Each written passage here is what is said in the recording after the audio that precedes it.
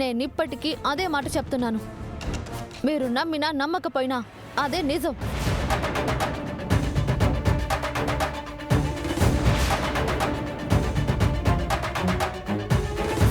ఈ వీరు మీరు అనుకుంటున్నట్టు మంచివాడు కాదు. గంగా గంగా గంగా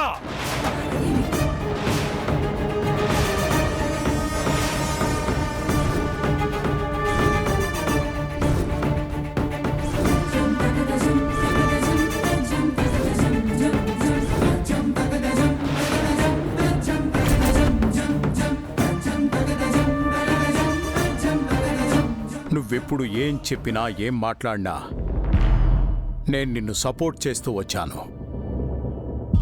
వీరు విషయంలో ఇదివరకు కూడా ఇలాగే మాట్లాడావు.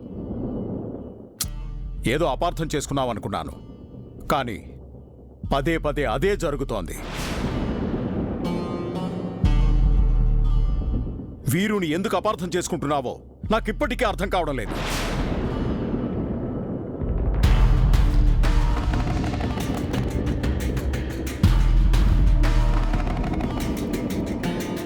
ఈ వీరు నేను నమ్మి చేరదీసిన మనిషి. తను ఈ ఇంటి అల్లుడే కాదు, మంచి వ్యక్తిత్వం, మనుషుల పట్ల అభిమానం ఉన్న వ్యక్తి.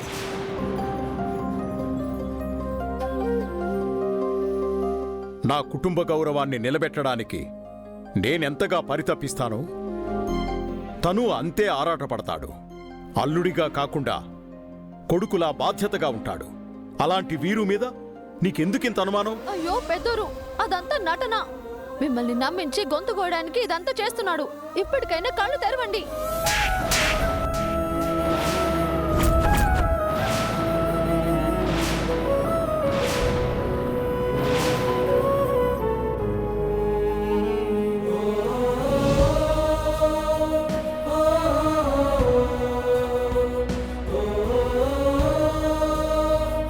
ఇంకొక మాట కూడా మాట్లాడకు.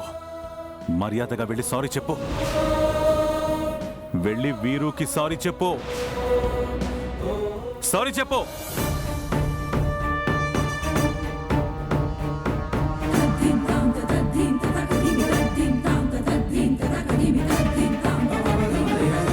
తను చేసిన తప్పుకి నోటితో క్షమాపణ చెప్తే సరిపోదు.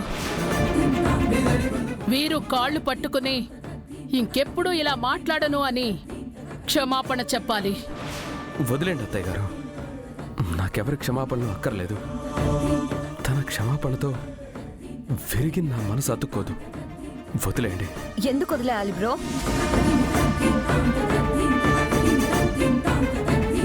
తను చేసిన పనికి అత్తయ్య గారు చెప్పినట్టే చేయాలి. అదే కరెక్ట్.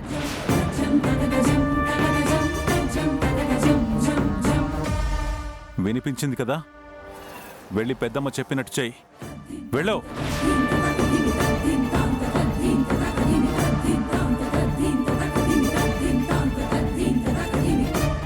గంగా, చెప్పేది నీకే. వెళ్ళి వీరుకి క్షమాపణ చెప్పు. నేను చెప్పను సార్.